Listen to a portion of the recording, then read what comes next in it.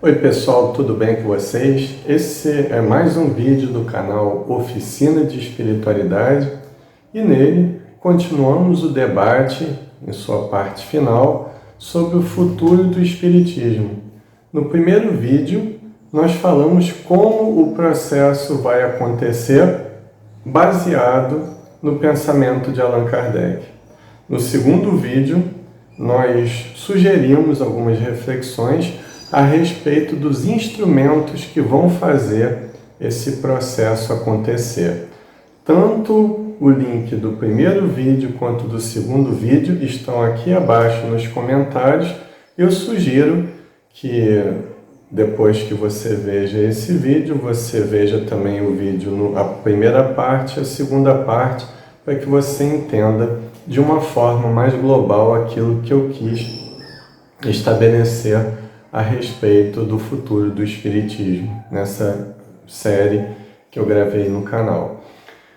Então, visto essas duas etapas já percorridas, agora nós temos que nos aprofundarmos sobre o porquê que a coisa não acontece.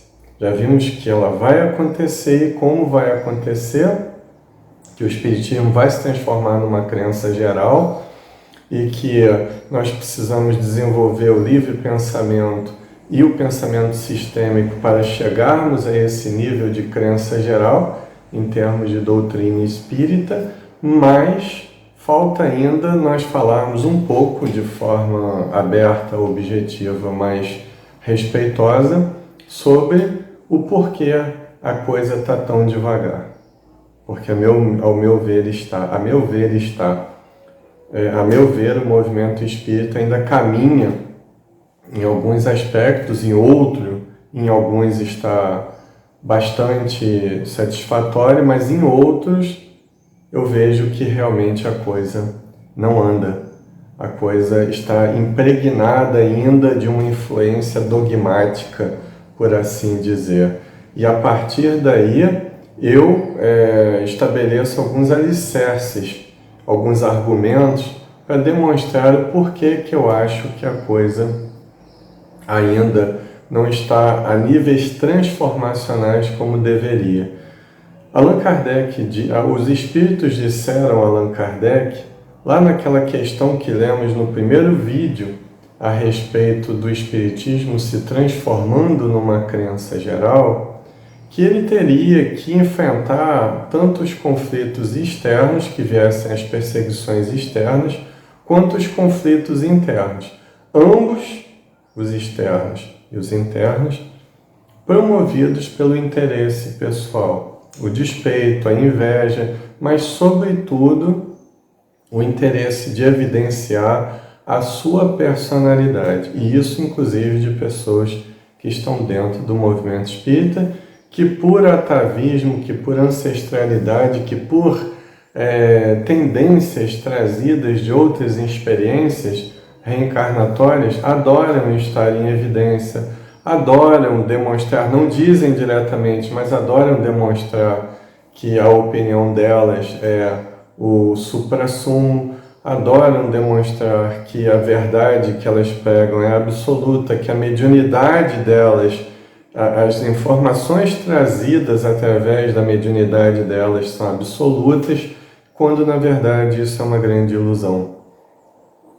A verdade absoluta não existe num planeta como o nosso. Ela existe porque a lei divina é uma para todos, mas não a interpretação dessa verdade absoluta, a interpretação absoluta dessa verdade absoluta para nós ainda não existe. Então nós trabalhamos por distâncias e aproximações dela. Acostumem-se com isso. Nada vem pronto do mundo espiritual. Basta ver que na primeira edição de O Livro dos Espíritos, ela tem cerca de metade das perguntas e respostas que tem na segunda edição lançada por Allan Kardec. Portanto, isso demonstra que a obra foi tomando corpo à medida que ela foi crescendo dentro da divulgação a nível social, né? Então é muito importante a gente nunca contar com essa verdade absoluta vinda do mundo espiritual também. tá? Eu sei que isso fere bastante as nossas crenças e convicções, não as nossas, mas as de algumas pessoas, mas é necessário falar de uma forma sincera e objetiva sobre isso. E dentro desse interesse pessoal é usado o artifício, muitas vezes não falado diretamente, mas usado o artifício religioso, o aspecto religioso do espiritismo transformado em algo religiosista. Há uma diferença muito grande das implicações éticas e morais trazidas pelo espiritismo desse religiosismo pregado em muitos centros espíritas e também nas redes sociais. Nós vemos muitas vezes um catolicismo disfarçado, incluindo a mediunidade, a reencarnação e a pluralidade dos mundos habitados. E não é essa a proposta da doutrina espírita. A proposta da doutrina espírita, como já dissemos, melhor dizendo, no segundo vídeo, é nos transformar em seres autônomos, capazes de questionarmos as convenções estabelecidas no ambiente em que nós vivemos. Então, o que caracteriza o verdadeiro espírita, além de sua transformação moral, é esse senso também de livre pensamento, de pesquisa, que foi retratado por Allan Kardec em várias partes de sua obra. É necessário ser PhD, ter títulos, ter diplomas universitários? Não. Basta ter perspicácia, maturidade evolutiva para tal. Muitos que nem têm tanto estudo acadêmico assim entendem a doutrina espírita de uma forma muito mais satisfatória do que muitos que desfilam seus diplomas de mestrado e doutorado nos centros espíritas. Então, o que realmente deixa transparecer é essa ênfase para a personalidade. Um sintoma muito veemente disso, muito claro e transparente disso, é que muitas vezes não interessa o que foi dito, mas quem disse. Mas se foi Chico que disse isso, então é verdade. Mas se foi Divaldo que disse isso, é verdade. Todos eles têm os seus pesos. Tiveram a sua militância, ainda continuam, tiveram o seu mérito no trabalho, etc. Mas a opinião de uma só pessoa, de um só médium, ensinava Kardec, não é o bastante para se formar uma consciência doutrinária, como é a doutrina espírita. Então é necessário o controle universal do ensino dos espíritos. E hoje em dia, diríamos, até dos espíritos encarnados, dos pesquisadores encarnados também, por que não? Até com essa alta tecnologia que nós vivemos hoje em dia, a questão de espaço já está muito resumida, porque esse vídeo, se estivesse ao vivo, ele poderia estar sendo visto ao mesmo tempo por alguém que está do outro lado do planeta. Então as coisas acontecem de uma forma muito rápida hoje, mas aqueles velhos princípios da institucionalização, das convenções institucionais ainda prevalecem dentro do movimento espírita e, infelizmente, eu não falo isso contra ninguém, pessoalmente contra ninguém, eu não tenho nada pessoal contra as pessoas, mas tem contra os princípios que através dos quais elas agem dentro do movimento espírita. E não quer dizer que eu esteja certo, mas quer dizer que eu tenho uma opinião e tenho a coragem para elaborá-la, muitas vezes indo contra o sistema pré-estabelecido e convencionado, e pagando, logicamente, o preço por causa disso e sofrendo as consequências por causa disso. Então nós vemos muito interesse próprio, muita interpretação voltada para o aspecto religiosista da doutrina espírita, que na verdade não existe, que o que existe são implicações éticas e morais baseadas no processo de autoconhecimento, que é uma outra coisa gravíssima também, porque estão confundindo, e a gente vê isso muito nas redes sociais, sobretudo nas redes sociais espíritas, estão confundindo a proposta de autoconhecimento da doutrina com a proposta imediatista de autoajuda. Porque o processo de autoconhecimento ele exige um comprometimento muito maior, porque ele não te dá fórmulas. E ele não te diz também que você vai se modificar de uma hora para outra. É um processo lento e gradativo que pode demorar vidas. A doutrina espírita não engana ninguém. Ao passo que a autoajuda, muitas vezes, ela te oferece fórmulas que muitas vezes são até mágicas, né? E de alguns dias, alguns meses, você já está transformado em determinado aspecto. Então, escolham o que é melhor. Serem enganados com coisas impossíveis ou fazerem parte de um grande concerto de harmonia, ainda que lento e gradativo, e crescerem juntos para a aquisição dessa nova consciência oferecida pela doutrina espírita. Então é necessário que nós pontuemos alguns exemplos a respeito disso, como já disse, de forma fraterna, e já teci alguns durante os vídeos, mas nós vamos ser mais específicos agora. Por exemplo, se você acha que Jesus teve um corpo material, então diga que Jesus teve um corpo material. Diga que é a sua opinião, que é a sua argumentação baseada na obra de Allan Kardec, mas se você acha que ele teve um corpo espiritual apenas, não teve um corpo material, teve apenas um corpo fluídico, então defenda a sua argumentação baseada na obra de Jean-Baptiste Rustem, mas não diga que a doutrina espírita fala isso, porque não fala. Mas se você quer crer dessa forma, é um direito que você tem.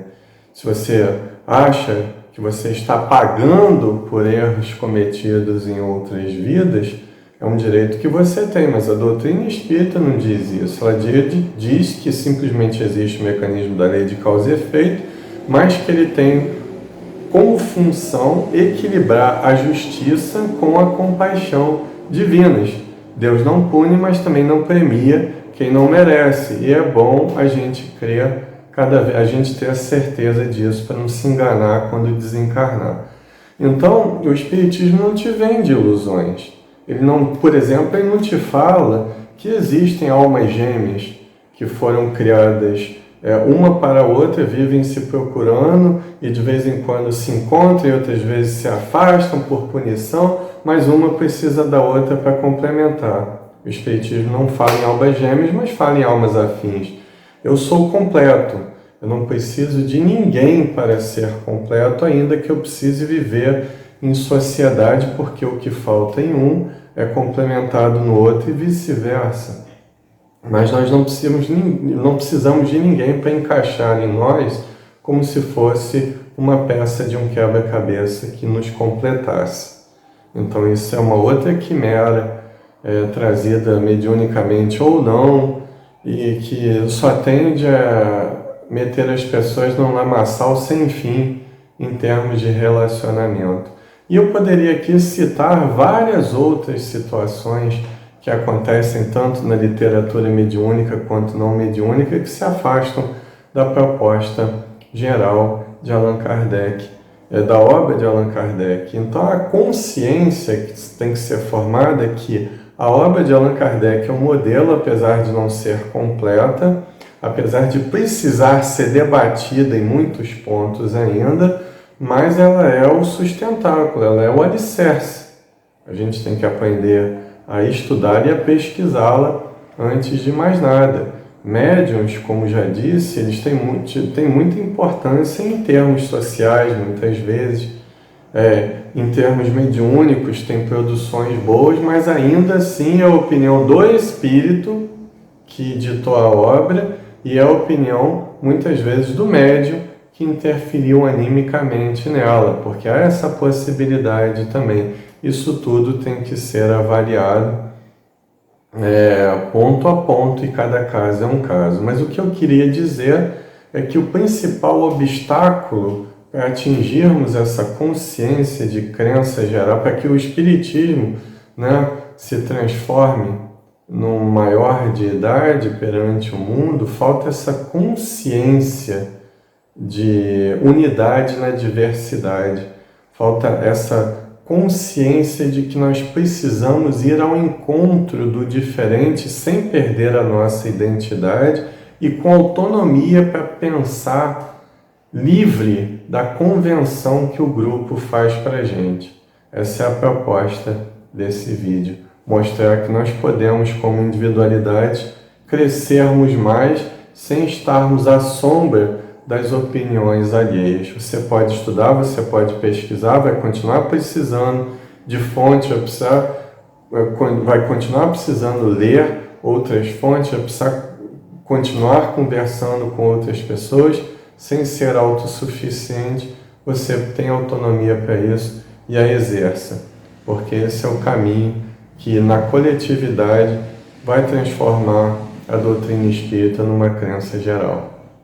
Se você gostou desse vídeo, curta, comente e compartilhe para o nosso vídeo chegar a mais pessoas e divulgar o Espiritismo para mais pessoas. Se você acredita que realmente esse canal é de utilidade para a divulgação da doutrina espírita, inscreva-se nele para chegar a mais pessoas, para que a plataforma possa evidenciá-lo, inclusive nos mecanismos de pesquisa na internet. E se você já é inscrito no canal, toque o botão do sino ao lado do botão de inscrição para receber informações a respeito de vídeos novos. Só tenho que agradecer por você ter chegado até o final do vídeo comigo. Meu nome é Marcelo Furtado. Eu te desejo muita paz, saúde e realizações.